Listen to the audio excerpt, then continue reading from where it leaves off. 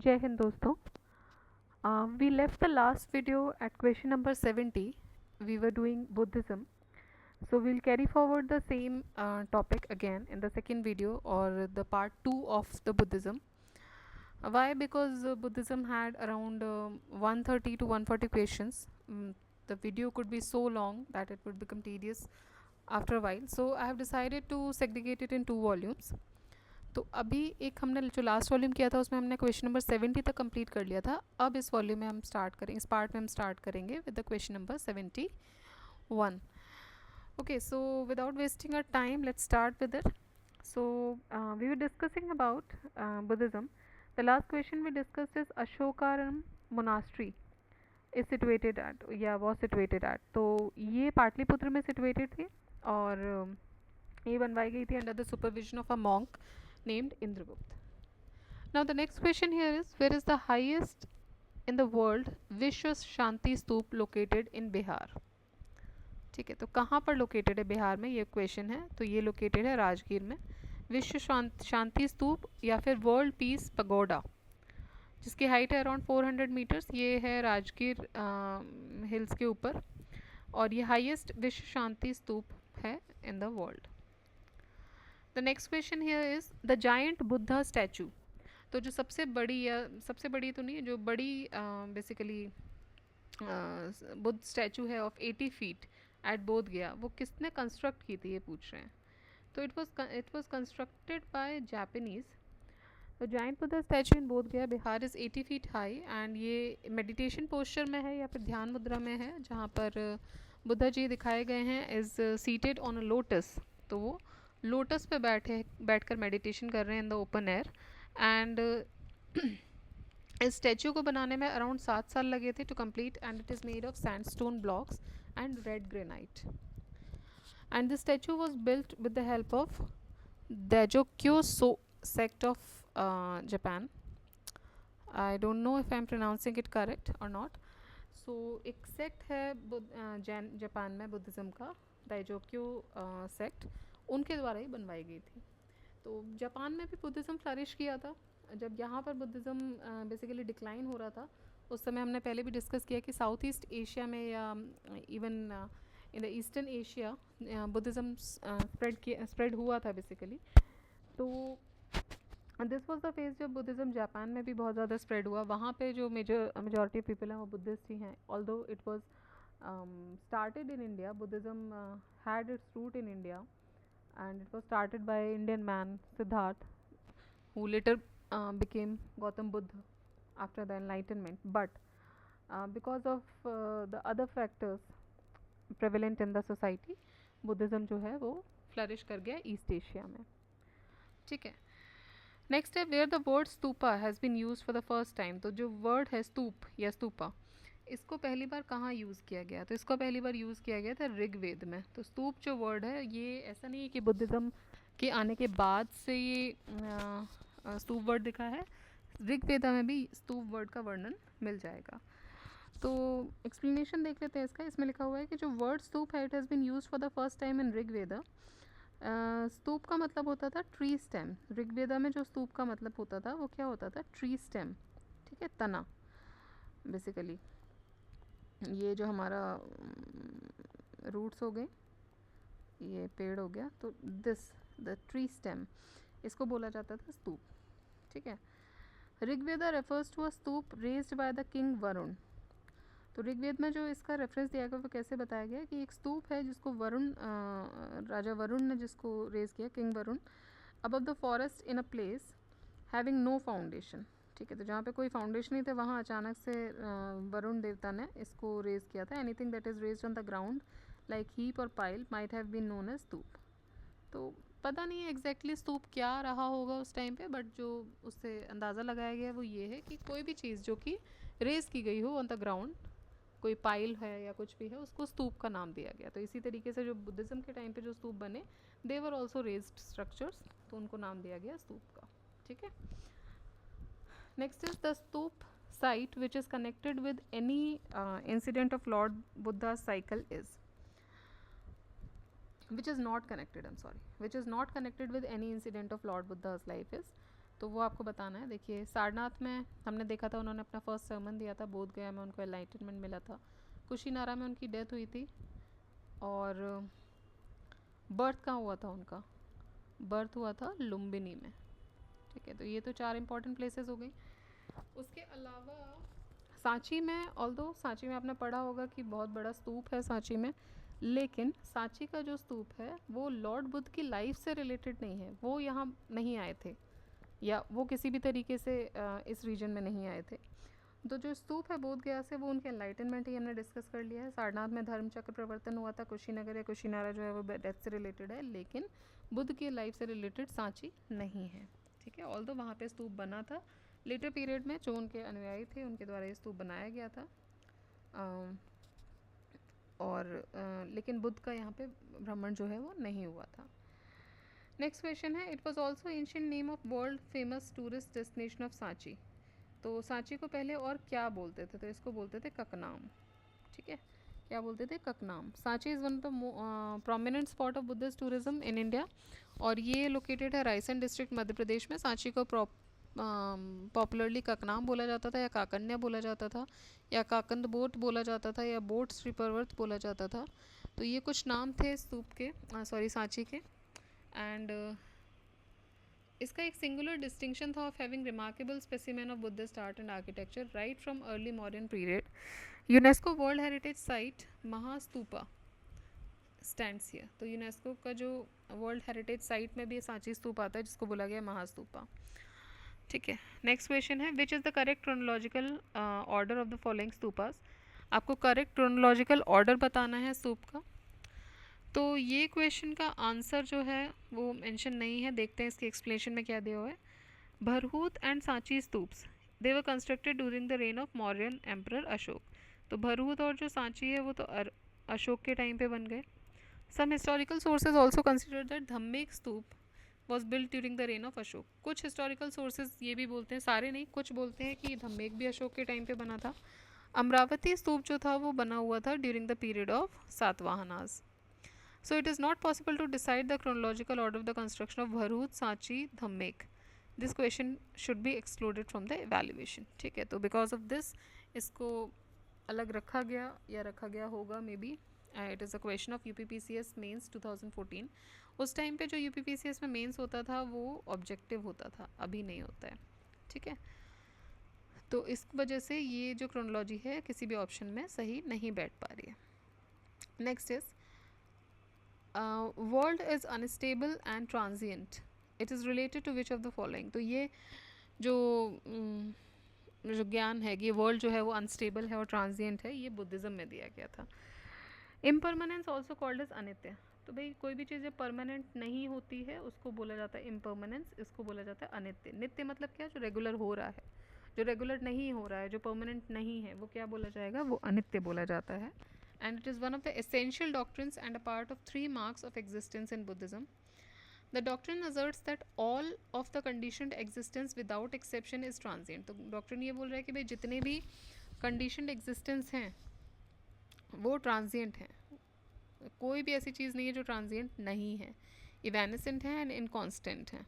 और जितनी भी टेम्पोरल चीज़ें हैं, चाहे मटेरियल हो या मेंटल हो, they are compounded objects in a continuous change of condition subject to decline. तो जितनी भी मटेरियल चीज़ें हैं उनका डिक्लाइन होना ही है। तो अगर हम ये सोचें कि भाई ये चीज़ परमानेंट रह जाएगी, आपका दुख है परमानेंट रह जाएगा, नहीं रहेगा। आपका सुख भी परमानेंट नहीं रहेगा। Everything is transient and nothing is constant. तो सब चीज़ें चेंज होती रहेंगी, तो इसको बोला गया अनित्य। और ये जो थियोरी दी थी, ये जो ज्ञान प्राप्त हुआ था, ये बुद्धिज़्म में दिया गया था। Next is who advocated neo Buddhism. Neo Buddhism को किसने एडवोकेट किया था, तो भाई नियो बुद्धिज़्म जो है ये एक नया कॉन्सेप्ट आया था during the time of Ambedkar. Navayana या फिर नियो बुद्धिज़्म, हमने दो पढ़े थे, हीनयान या महायान। यहाँ पे एक नया यान आया, नवयान। नवयान या न्यू बुद्धिज़्म, इसका मतलब होता है न्यू व्हीकल। ठीक है, महायान जो था वो ग्रेटर व्हीकल में था, लेसर व्हीकल आया फिर हीनयान, और ये जो था इसका मतलब था new vehicle. And it refers to the reinterpretation of Buddhism by BR Ambedkar. तो जैसा कि आपको पता होगा कि जब अपने लास्ट कुछ ईयर्स में अम्बेडकर जी बुद्धिज़्म में कन्वर्ट हो गए थे, बुद्धिस्ट बन गए थे, तो उस टाइम पे वो लेकर आए थे नवयान।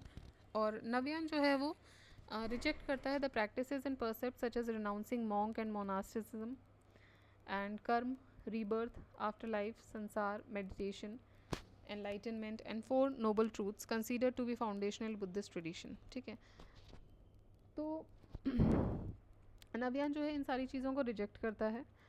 इसके अलावा जो ओरिजिनल बुद्ध की टीचिंग्स थी उसको भी रिवाइज़ किया उन्होंने about the class struggle and social equality. ठीक है, तो ये जो था ये कॉन्सेप्ट नवयान का, ये किसने दिया था? ये अम्बेडकर जी ने दिया था। It is a good question, याद रखिएगा, अम्बेडकर जी ने नवयान का कॉन्सेप्ट दिया था। Next is who among the following is known as the light of Asia. तो ये गौतम बुद्ध जी को बोला जाता है light of Asia.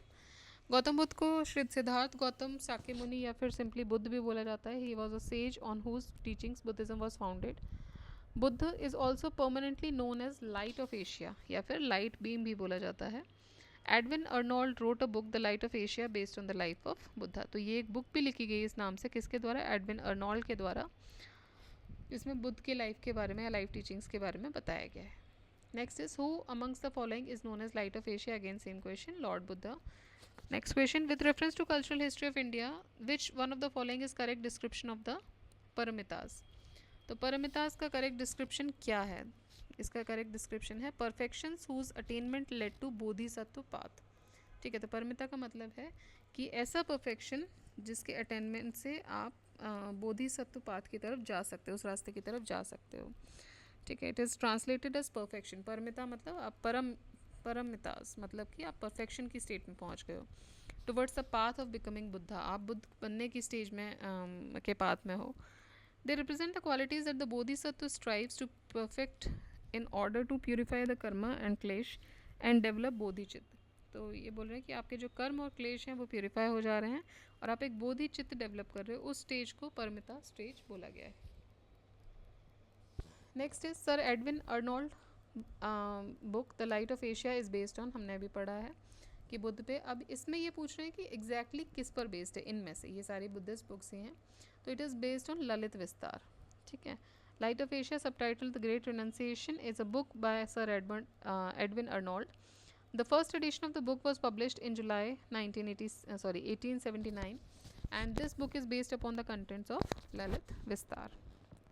Next is what is fundamental difference between Heenyan and Mahayana sect। तो हीनयान और महायान सेक्ट में क्या फंडामेंटल डिफरेंस है? Belief in non violence, caste free society, worship of god and goddesses and worship of stupas. तो ये है C the worship of god and goddesses. कैसे है देख लेते हैं। The fundamental difference between the Hinayana and the Mahayana sect जो है बुद्धिज्म का is regarded treating Buddha as god. ठीक है, हीनयान जो वो बिलीव करता है वो ये बिलीव करता है कि in Buddha as a great man. Hinayana बोलता था कि बुद्ध जो है वो एक कोई ही is a great man. Okay, भगवान की उपाधि नहीं दी थी, इंसानों में से ही जिसने वो अटेन कर लिया ही इज़ बुद्धा एक्चुअली। ठीक है, तो ओरिजिनल चीज़ तो वही थी। फिर महायान जो था उन्होंने उनको गॉड की तरह पूजा करना स्टार्ट कर दिया। कैसे? To idols. तो अभी जो आप आइडल्स देख रहे हैं जो बनी हुई हैं they are basically of the Gandhara art. तो ये शुरू हुआ था महायान आने के बाद। Earlier the Buddha was treated as a some sage और सम मॉन्क जिन्होंने कुछ those have some powers, or you can say not powers, basically he attained this wisdom, तो दैट वाज बुद्धा। ओके, सो हीनयान जो है वो बुद्ध बेसिकली उनको ग्रेट मैन मानते थे और जो महायान है उन्होंने उनको गॉड की तरह पूजना शुरू कर दिया था। Next is Gautam Buddha was elevated to the position of god during the period of. तो हमने देखा कि कल हमने पढ़ा था कि बेसिकली कल नहीं, इससे पहले वाले वीडियो में हमने पढ़ा था कि किसी राजा के टाइम पर, फोर्थ बुद्धिस्ट काउंसिल के टाइम पर, जो बुद्धिज़्म था वो दो सेक्ट में डिवाइड हो गया था, हीनयान और महायान। ठीक है, हीनयान एंड महायान। तो कौन से बुद्धिस्ट साइकिल में काउंसिल में हुआ था? फोर्थ में हुआ था। फोर्थ किसके अंतर्गत हुई थी? कनिष्क के। कहाँ हुई थी? कुंडलवन में। ठीक है, तो कनिष्क के टाइम पर ही गौतम बुद्ध को एलिवेट किया गया था to the position of god. Gautam Buddha was treated as God that they started worshipping Buddha through idols, hence Gautam Buddha was elevated to the position during the period of Kanishka. Now, the first human statue worshipped in India were those of Buddha. तो पहली human statue जिसको worship करने लगे वो थी बुद्ध की। In India, the Buddha was worshipped first through idols by the Mahayana sect of Buddhism. Next is the oldest sculpture of Buddha is made in which style? The oldest sculpture जो है वो किस स्टाइल में बनाया गया? गांधार, मथुरा, मौर्यन या गुप्ता, या नन ऑफ द अबव? तो ये बोल रहे हैं कि जो कुषाण पीरियड था उस टाइम पे बहुत सारी स्टैचूज बनाई गई थी बुद्ध की और बोधिसत्व की, जो दोनों स्टैंडिंग और सिटिंग पोजीशन में, एंड दोनों ही मथुरा और गांधार स्टाइल में एक ही पीरियड में, साइमल्टेनियस पीरियड्स में बनाई गई थी। वी.एस. अग्रवाल जी के अकॉर्डिंग बुद्ध स्टैचूज जो थी वो पहले मथुरा में ही बनी थी, बट हुएन सांग के according the first Buddha statue were made in Kaushambi. इसके अलावा जो कुछ और हिस्टोरियन थे उन्होंने जो क्रेडिट दिया है वो गांधार स्टाइल को दिया है for the first statue of Buddha. तो इसीलिए कंक्लूसिवली ये बोला नहीं जा सकता कि फर्स्ट स्टैचू एक्चुअली किस स्टाइल में बनी थी, क्योंकि मथुरा स्टाइल में भी बनी थी and during the same period Gandhara style में भी फ्लरिश हुआ था, बट फर्स्ट जो हम टर्म देंगे वो किसको देंगे ये भी कंक्लूसिवली डिसाइड नहीं कर पाया था। Next is which of the following led the foundation of idol worship in the country? तो आइडल वर्शिप जो शुरुआत हुई थी बेसिकली वो भी बुद्धिज़्म से ही हुई, या बुद्ध की स्टैचू की पूजा के साथ ही शुरू हुई, and it led the foundation of idol worship in the country. The followers of Mahayana primarily started worshipping the idols of Buddha. Next is the name the mudra which is represented by Gandharan Buddha image of Sarnath first sermon. तो जो पहला उन्होंने सरमन दिया था उस time पे कैसी मुद्रा में बुद्ध को दर्शाया गया है? तो उनको दर्शाया गया है धर्म चक्र की मुद्रा में, मतलब कि जो गौतम बुद्ध हैं वो इंस्पायर्ड थी हेलेनिस्टिक रियलिज्म से, जिसमें बेसिकली बोल सकते हैं कि तड़का लगाया गया है पर्शियन का, साइथियन का और पार्थियन मॉडल्स का। तो बेसिकली जो पहला उन्होंने सरमन दिया था उसमें उसको हम क्या टर्म बोलते हैं, धर्म चक्र प्रवर्तन। तो ये जो बेसिकली जो मुद्रा थी उसको भी धर्म चक्र बोला गया था। इमेजेस कंसिस्ट ऑफ धर्म चक्र posture, meditation posture, Abhay posture, Varad posture of Gautam Buddha. तो पहला जो था वो धर्म चक्र में था।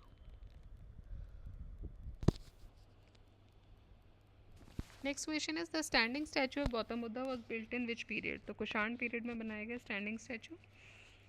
इंडिया में गांधार आर्ट फ्लरिश की गई थी, फ्लरिश हुई थी कुषाण टाइम पर, और जो particularly Kanishka the greatest of Kushan ruler was a great pattern of art and architecture, and इन्हीं के टाइम पे जो गांधार स्कूल ऑफ आर्ट है वो फ्लरिश किया था। और अभी हमने देखा कि दोनों सिटिंग और स्टैंडिंग पोस्चर जो बुद्धा के थे वो कार्व किए गए थे मथुरा स्कूल में।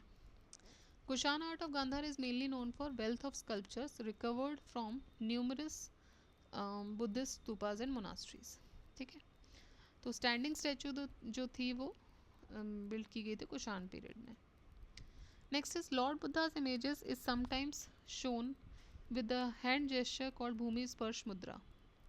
तो ये जो भूमि स्पर्श है ये किस चीज़ को सिंबलाइज करता है?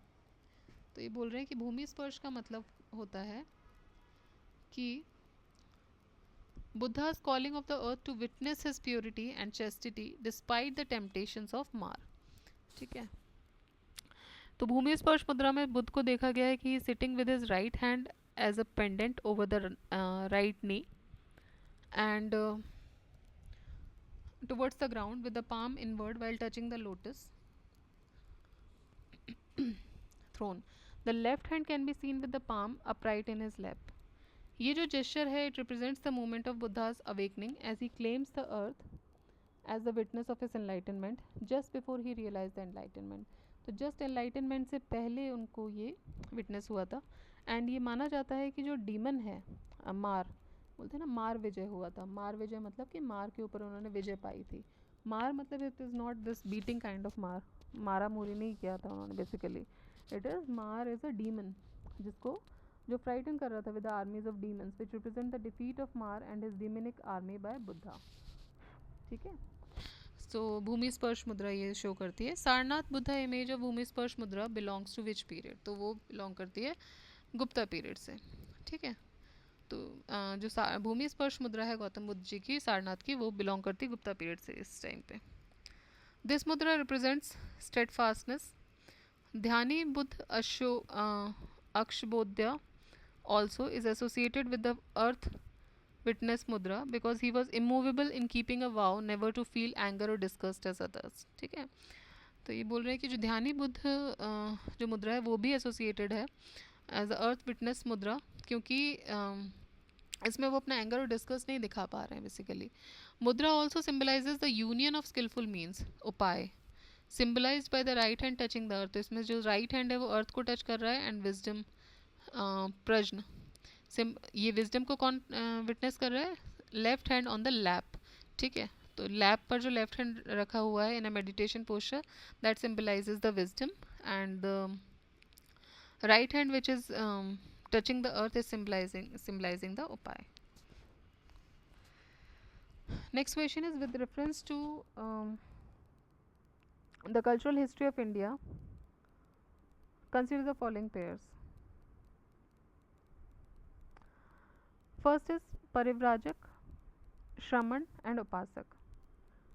Parivrajak, Shraman and Upasak, इनको आपको मैच करना है। तो which of the pairs given above are correctly match, ये पूछा गया है। तो आंसर इज बी 1 and 3। परिव्राजक मतलब रेनंसिएंट एंड वॉन्डरर। अभी भी आपने सुना होगा कि बेसिकली कुछ पीठ होती हैं, कुछ मंदिर होते हैं, वहाँ पे परिव्राजक होते हैं, मतलब कि वो पूरा उसका ध्यान रखते हैं मंदिर का। तो उसमें उनको भी परिव्राजक की उपाधि दी जाती है। तो ही they are the renunciant and wanderers. Shramana मतलब priest with a high status, तो ये गलत है। प्रीस्ट विद हाई स्टेटस को श्रमण नहीं बोला गया है। उपासक कौन होते हैं? ले फॉलोअर ऑफ बुद्धिज्म। या अभी भी हम देखें कि हम उपासक अपने आप को बोल रहे हैं कि हम उपासक हैं, तो उपासक कौन होता है? जो कि फॉलो करता है किसी चीज़ को, उपासना करता है। सो बेसिकली उपासक जो हैं they are the lay followers of Buddhism who are not monks. Monks नहीं है वो, they are simply following them. Parivrajaka का लिटरली मतलब होता है मेल रेनंसिएंट या फिर wanderer. Buddhist bhikkhu is primarily a parivrajaka. तो बुद्धिस्ट जो भिक्षु बन जाते थे, भिक्खु बेसिकली बोलते थे उनको, वो क्या है? उन्होंने अपना घर त्याग दिया है एंड वॉन्डरर की तरह वो लाइफ जी रहे हैं, तो उनको बोला गया है परिव्राजक। श्रमण कौन होते हैं? श्रमण होते हैं wandering monk in certain aesthetic traditions, जैसे कि जैनिज्म, बुद्धिज्म, आजीविकिज्म, इन सब में श्रमण होते हैं जो कि मॉन्क बन जाते हैं। वॉन्डरर मॉन्क्स जो होते हैं उनको श्रमण बोला गया है। Next is Sarnath Buddha image of bhumi sparsha mudra belongs to. तो जो सारनाथ बुद्ध इमेज है भूमि स्पर्श, अभी हमने से पहले भी देखा है, क्वेश्चन आ चुका है, तो ये गुप्ता पीरियड में बनाया गया था। Next question is assertion, Kushinagar was the capital of Malla Republic. तो ये सही है, पहले हम पढ़ चुके हैं। कुशीनगर जो है वो कैपिटल थी मल्ल रिपब्लिक की, जहाँ पर उनकी डेथ हुई थी। हमने ये भी क्वेश्चन देखा था कि उनकी डेथ जो हुई थी वो किस रिपब्लिक में हुई थी बेसिकली। नेक्स्ट इज रीज़न, इसका ये है Lord Buddhas Mahaparinirvan took place in Kushinagar. नहीं, दोनों सही हैं, ये भी सही है, ये भी सही है, बट ये इसका रीज़न नहीं है। इनके महापरिनिर्वाण की वजह से वो कैपिटल नहीं बना था, ठीक है। तो answer would be B, both are correct, but R is not the correct explanation of assertion. Next is which of the following pairs are correct. I hope ये हमने बहुत बार डिस्कस कर लिया, तो इसकी ज़रूरत नहीं है। नेक्स्ट पे चलते हैं। Which of the following pairs are correctly matched? Lothal, Sarnath, Rajgir and Nalanda. Lothal में एंशियंट डॉकयार्ड है, ये सही है। सारनाथ में पहला सरमन हुआ था बुद्ध जी का, वो भी सही है। Rajgir lion capital of Ashoka है, and Nalanda great seat of Buddhist learning, ये भी सही है। तो आई थिंक इसका आंसर सी है, 1, 2 एंड 4। Yes, 1, 2 and 4। तो राजगीर जो है वो लाइन कैपिटल नहीं है। लाइन कैपिटल आप सबको पता है, बचपन से पढ़ते आ रहे हैं। क्या है हमारी लाइन कैपिटल? लाइन कैपिटल है जो लाइन पिलर्स लिया गया है, वो कहाँ से लिया गया है? सारनाथ पिलर। तो line capital is Sarnath. Okay, explanation देख लेते हैं। Rajgir is a pilgrimage centre for Buddhist, Hindus and Jains and is famous for its hot water springs. Line capital जो है अशोक की is in Sarnath and not in Rajgir. The remains of ancient dockyard ये लोथल में मिलते हैं, गुजरात में। महात्मा बुद्ध ने अपना पहला सरमन सारनाथ में दिया था। एंड नालंदा जो है वो बुद्धिस्ट लर्निंग की एक इंपॉर्टेंट सीट है, जिसको अभी अगर हम रिसेंट करंट अफेयर से देखें तो इसको रिवाइव किया जा रहा है, नालंदा यूनिवर्सिटी, ठीक है। Next is in the Mahayana Buddhism the Bodhisattva Avalokiteshvara was known as. Bodhisattva Avalokiteshvara को कैसे जाना जाता था? पद्मपाणि के नाम से भी जाना जाता है। पद्मपाणि या फिर लोटस बेयरर, ये सबसे कॉमन एपिथेट है अवलोकितेश्वर का। The Bodhisattva of infinite compassion. The superbly modelled sculpture stands in a tribhanga और triband pose. Bodhisattva is a living being who aspires to enlightenment and carries out altruistic practices. Bodhisattva ideal is central to the Mahayana Buddhist tradition. ठीक है, तो बोधिसत्व जो है वो basically Mahayana Buddhist tradition से related है. As the individual who seeks enlightenment both for himself और herself and for others. ठीक है. Next is with reference to religious history of India consider the following statements. Sthaviravadin belong to Mahayana Buddhism. गलत है. स्थववीरदिन जो है मतलब वो हीनयान के हैं. Next is Lokottaravadin sect was an offshoot of Mahasanghika sect of Buddhism. Pardon for my pronunciation. Basically Lokottaravadin sect was an offshoot of Mahasanghika sect of Buddhism. This is correct. The deification of Buddha by Mahasangikas fostered the Mahayan Buddhism.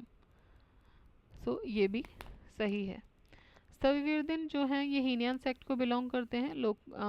लोकोत्तर वादन sect जो था वो एक offshoot था महासंगिका का, जबकि जो defecation है बुद्धा का by Mahasanghikas it fostered the Mahayana Buddhism. ये दोनों सही हैं and the first is incorrect. Next question is consider the following: the deification of the Buddha, treading the path of Bodhisattva, image worship and rituals. इनमें से कौन से फीचर या features जो हैं वो महायान बुद्धिज्म से रिलेटेड हैं? तो ये तीनों ही फीचर महायान बुद्धिज्म के हैं. महायान बुद्धिज्म जो है वो बिलीव करता था बुद्ध की एक्स्ट्रा टेरेस्ट्रियल पावर और डिविनिटी में. It believes in many forms and incarnations of Buddha. Mahayana Buddhism is based principally upon the path of Bodhisattva. तो ये जो महायान बुद्धिज्म है बेसिकली बोधिसत्व को फॉलो करता है. बोधिसत्व जो होते हैं वो कौन होते हैं? वो एनलाइटेंड बींग्स होते हैं. बोधिसत्व और दोज पीपल जिनको एनलाइटनमेंट मिल गया है and who postpone their own salvation. लेकिन वो अपने साल्वेशन को पोस्टपोन करते हैं. एनलाइटनमेंट हो गया लेकिन वो खुद को मोक्ष की तरफ नहीं ले जाते हैं, बल्कि दूसरे लोगों को हेल्प करने के लिए वो अपना जो मोक्ष है, जो साल्वेशन है, उसको पोस्टपोन कर देते हैं. महायान बुद्धिज्म जो है it believes in idol worship and rituals. तो महायान बुद्धिज्म जो है वो किस पे बिलीव करता है? आइडल वर्शिप और रिचुअल्स में. Next is with reference to religious history of India consider the following statement. The concept of Bodhisattva is central to Hinayana sect of Buddhism. जो कॉन्सेप्ट है वो बोधिसत्व का it is central to Hinayana sect of Buddhism. ठीक है. Next is Bodhisattva is a compassionate one on his way to enlightenment. Bodhisattva delays achieving his salvation to help all the sentiments being on their path in it. तो ये तो हमने just अभी पढ़ा ये बोधिसत्व के बारे में. सेकेंड स्टेटमेंट बोल रहा है कि बोधिसत्व एक कंपैशनेट होते हैं जो on the way to enlightenment. ये भी सही है. The first is the concept of Bodhisattva is central to Hinayana. नहीं, जस्ट अभी हमने पढ़ा कि बोधिसत्व किसका कॉन्सेप्ट है? महायान का. ठीक है. तो word Bodhisattva is a compound from two words. Bodhi मतलब एनलाइटनमेंट एंड सत्व मतलब essence. Bodhisattva is the goal and ideal of Mahayana Buddhism. Mahayan Buddhists do not aspire to entitlement purely to free themselves from suffering, but they do so out of compassion to liberate other sentient beings. ठीक है. They delay achieving their salvation to help all the sentient beings on their path to do it. Next is the largest and the most evolved rock cut Chaitya hall of Heenyan phase is situated at. तो ये जो सबसे बड़ा और सबसे evolve rock cut चैत्य hall जो है वो हीनयान फेज का, वो कहाँ पर है? वो है कार्ले में. कार्ले कहाँ है? महाराष्ट्र में, near Pune. Which Indian Buddhist monk had been sent to China. तो कौन से इंडियन मॉन्क को चाइना भेजा गया था फर्स्ट सेंचुरी ईडी में? ये भेजा गया था नागार्जुन को. नागार्जुन एक एमिनेंट पर्सनैलिटी थे कनिष्क के कोर्ट में. ह्यूएनसांग उनको one of the world's 4 great guiding powers बुलाते थे. In the book माध्यमिक करिका he had discussed the theory of relativity. तो माध्यमिक करिका में उन्होंने theory of relativity को डिस्कस किया था. और ये इंडियन आइंस्टीन के नाम से भी जाने जाते थे. बेसिकली आइंस्टीन तो खैर बाद में हुए हैं, पता नहीं क्यों इंडिया में ये कल्चर है कि वेस्ट के जो फेमस लोग हैं उनको उनके नाम पे हम रख दे रहे हैं. बट कालिदास को जैसे हम द शेक्सपियर ऑफ इंडिया बोलते हैं. कब कालिदास का जन्म कब हुआ? शेक्सपियर अभी पैदा हुए. How we can compare them? The Shakespeare should be called sometimes the Kalidasa of this their place. It is not because of being Indian or something. It is at least time frame तो देखिए कि कब होता है. ठीक है, तो इंडियन आइंस्टीन क्यों बोल रहे हैं? Nagarjuna was born way before to Einstein. So according to Chinese mythology, Nagarjuna travel to China and preached Buddhism. तो चाइनीज माइथोलॉजी के हिसाब से नागार्जुन फिर चाइना गए और उन्होंने वहाँ पे बुद्धिज्म की टीचिंग्स स्प्रेड की. The doctrine of void that is shunyata was propounded by the Buddhist philosopher. तो किसने किया था? तो शून्यता की जो थियोरी थी, डॉक्ट्रिन ऑफ वॉइड जो था, वो नागार्जुन ने दिया था. नागार्जुन का प्राइमरी कंट्रीब्यूशन बुद्धिस्ट फिलोसफी में रहा था वो the use of concept of shunyata और doctrine of void. The famous literary work Madhyamika Karika provides one of the Nagarjuna's most famous quotations on emptiness और co arising. To which Buddhist school did Nagarjuna belong? तो कौन से Buddhist school से Nagarjuna belong करते थे? माध्यमिका करिक. ठीक है, इसीलिए जो बुक लिखी गई थी माध्यमिका करिका वो भी उसी टाइम पे लिखी गई थी. Buddhist centre of learning is, इनमें से बुद्धिस्ट सेंटर ऑफ लर्निंग कौन सा है? तो ये है Vikramashila. During the Buddhist period some of the most important centres of learning in India were Nalanda, Vikramashila and Vallabhi. और ये इम्पॉर्टेंट सेंटर्स हुआ करते थे of learning, were not only popular among the different janapadas from where the students came for learning but also attached students from abroad, that is China, Japan, Tibet and other countries of South East Asia. कुछ जो educational centres थे जैसे तक्षशिला, नालंदा, यहाँ इन्होंने भी university के status को enjoy किया था. Next is which of the following rulers did not contribute towards the expansion of Buddhism. इनमें से किसने बुद्धिज्म के एक्सपेंशन में कॉन्ट्रीब्यूट नहीं किया था? हर्षवर्धन, कनिष्क, अशोक, पुष्यमित्र शुंग. तो the correct answer is Pushyamitra Shunga. Pushyamitra Shunga जो थे वो फाउंडर थे end of the first ruler जो शुंग एम्पायर के थे वो पुष्यमित्र शुंग थे. He was originally journal of the Mauryan Empire. In 185 BC, he assassinated the last Mauryan Empire, Brihadrath, and proclaimed himself the emperor. तो लास्ट जो मौर्यन एम्पायर थे बृहद्रथ, उनको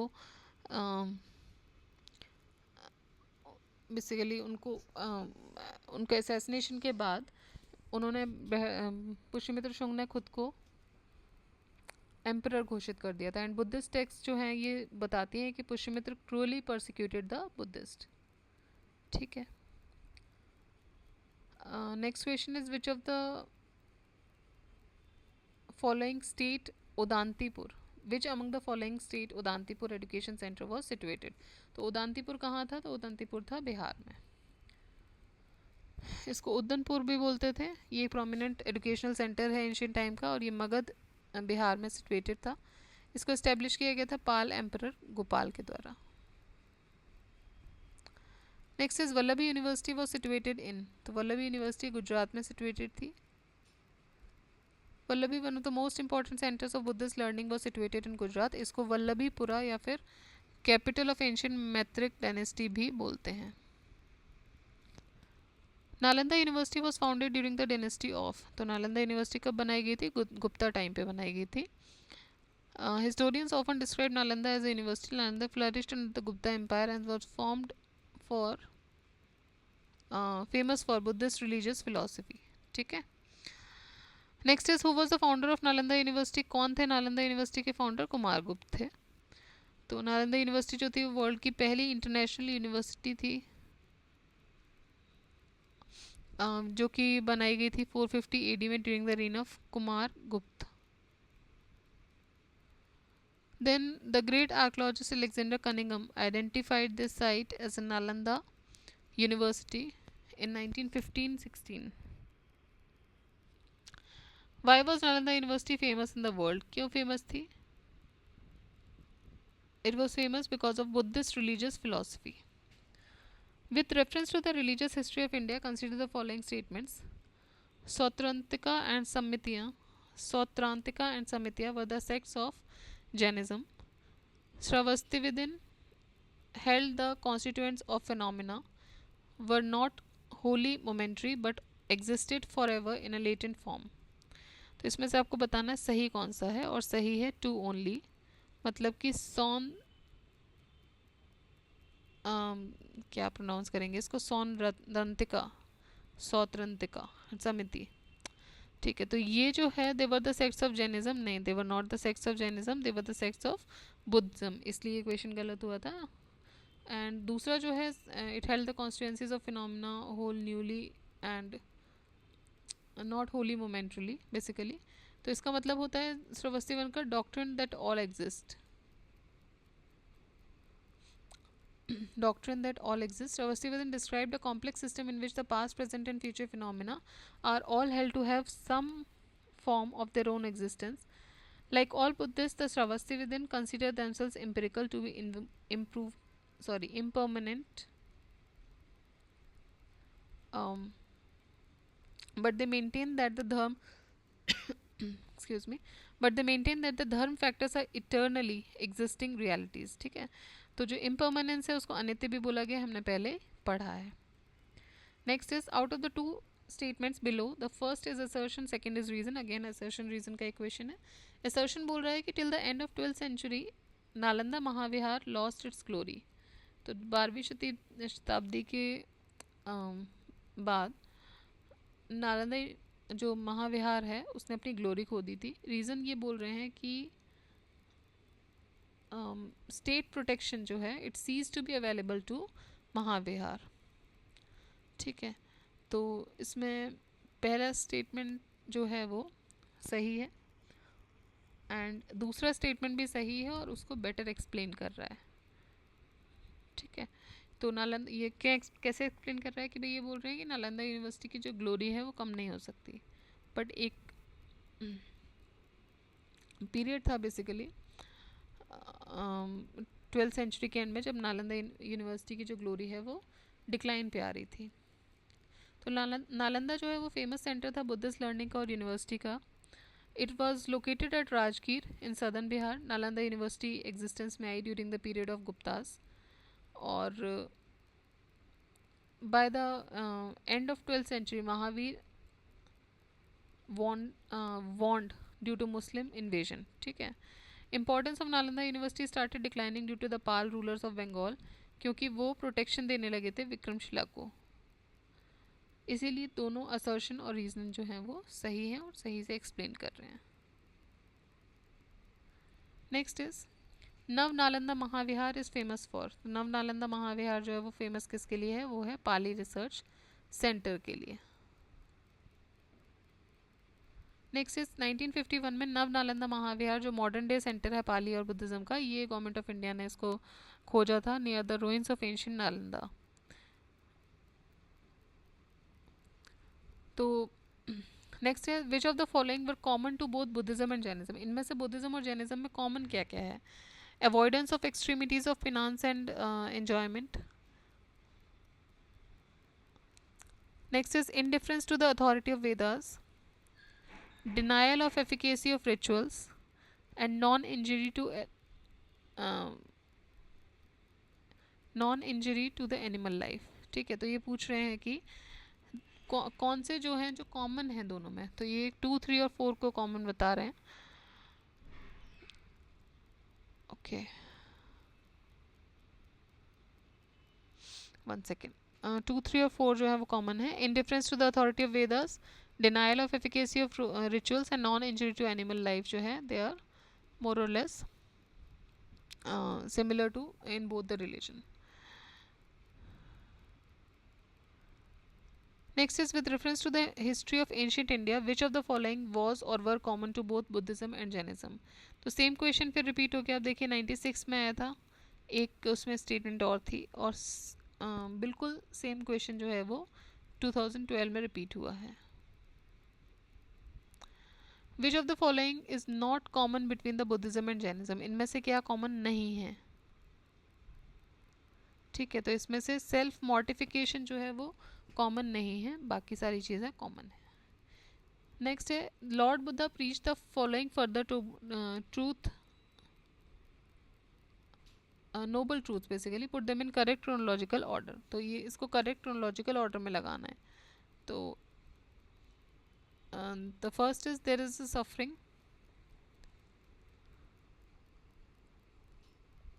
next is there is a cessation of suffering, फिर है there is a path leading to cessation of suffering, and there is the cause of suffering.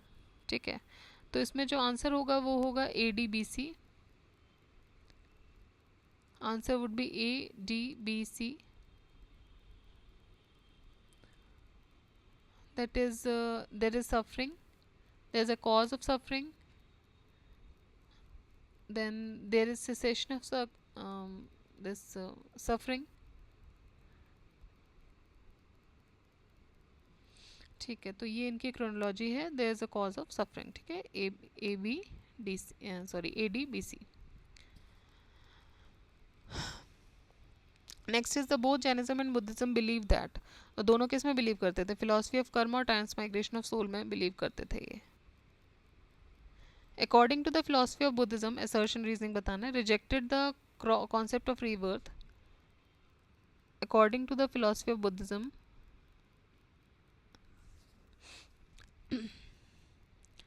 क्या बताना है आपको? असर्शन क्या है कि जो rejected the concept of rebirth, तो बुद्धिज्म में जो कॉन्सेप्ट ऑफ रीबर्थ था उसको रिजेक्ट किया गया। नहीं, गलत है, ये हमने पढ़ा है कि they believed in the karma and the rebirth of the soul.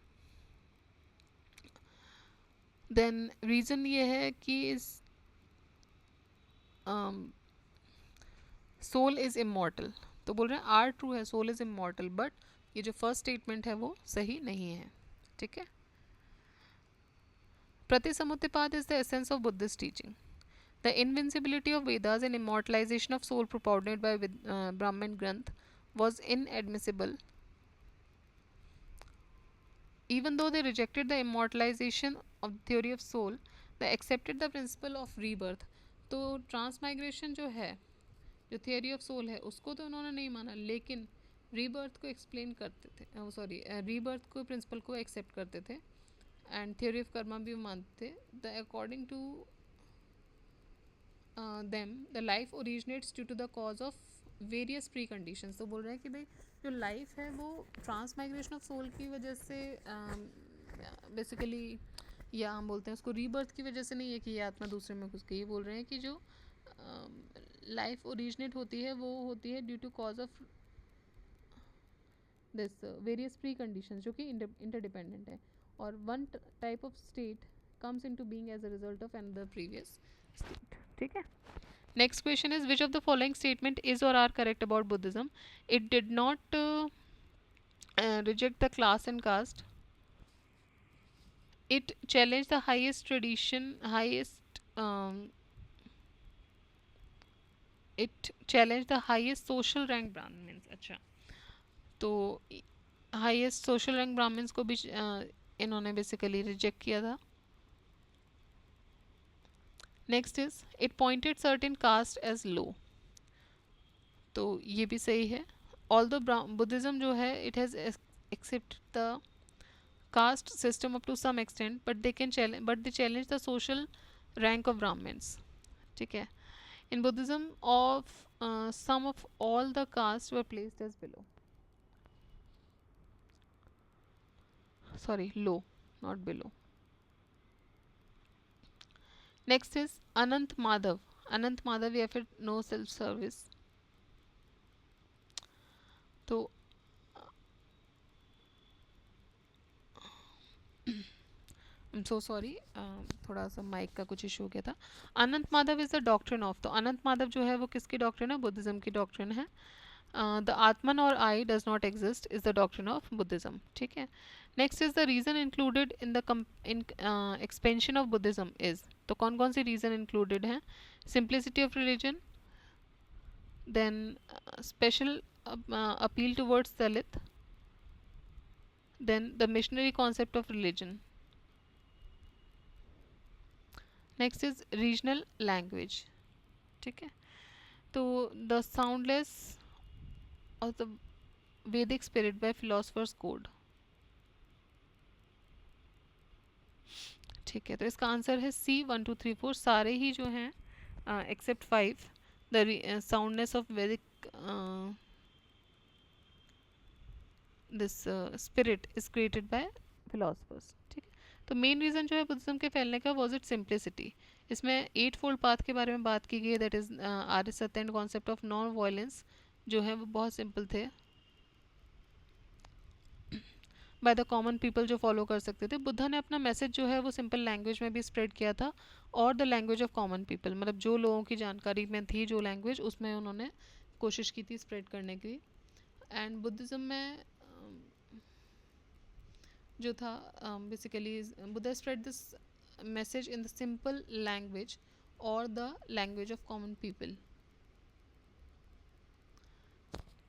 The non-Brahmins, particularly Dalits, they were attracted by the simplicity of the Buddhism, and they also start following the missionary concept. Next is who has propounded the doctrine of momentariness. Doctrine of momentariness. Momentariness. Okay. तो doctrine of momentariness क्या है?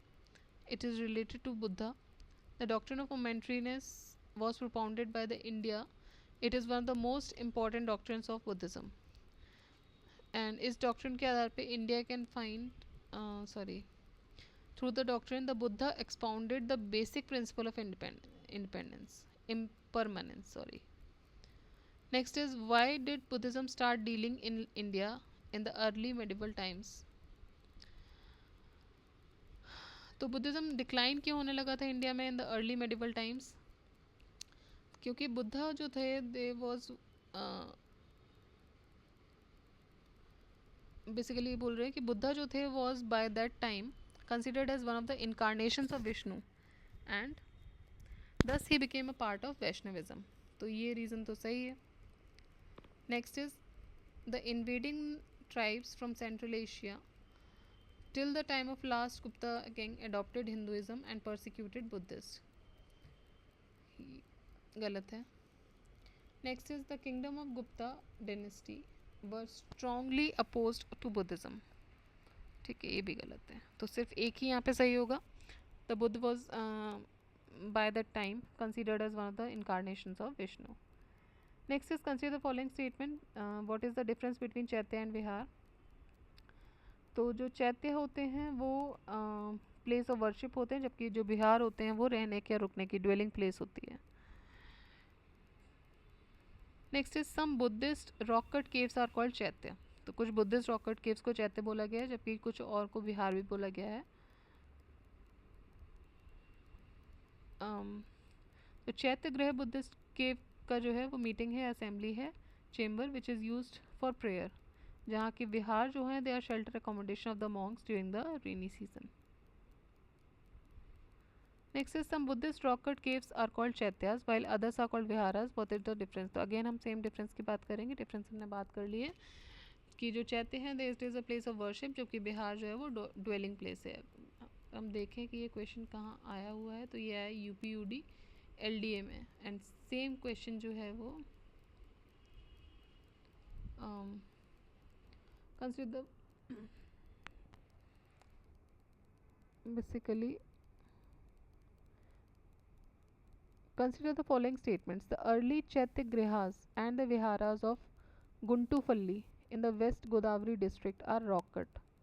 The Chaityas and viharas of eastern Dakkan are usually rock cut. ठीक है, तो इसमें से आपको बताना है कि कौन सा सही है. तो only one is correct. Guntupalli जो है वो वेस्ट में है of the Godavari district of Andhra Pradesh and it has rock cut chaityas और विहारास. वहाँ पे कुछ पीसेस ऑफ एविडेंसेस भी मिले हैं कि कंस्ट्रक्शन हुआ था यहाँ पे चैत्य विहारा का 2 से लेके 49 सेंचुरी तक, 5th से 6th सेंचुरी तक. एंड जो चैत्य और विहार हैं ईस्टर्न दक्कन के वो जनरली कंस्ट्रक्टेड हैं किससे? ईंटों से, ब्रिक्स से. वहाँ से कुछ पीसेस ऑफ एविडेंस भी मिले हैं बुद्धिस्ट आर्किटेक्चर के. They were build using bricks is found in large number from Nagarjuna Konda, Bezwada, Moli, Ghantasala, Amaravati and Chejerla. Next question is which form of Buddhism was prominent during the Sultanate period? तो Sultanate period के time पे जो Buddhism का कौन सा जो basically form था वो प्रोमिनेंट था, तो that is the Vajrayana. Vajrayana was prominent. Medieval period में वज्रयान सेक्ट जो बुद्धिज़्म का है वो मोस्ट प्रोमिनेंट था and it mostly flourished in the 8th century. The principles of Vajrayana जो हैं वो आपको मिल जाएंगे मंजूश्री मूलकल्प में और गुह्य समाज में। Next is with reference to Indian history among the following is a future Buddha yet to come to save the world. तो जो फ्यूचर बुद्धा की बात होती है कि ये भी आने वाले हैं, उनका क्या नाम था? उनका नाम है मैत्रेय।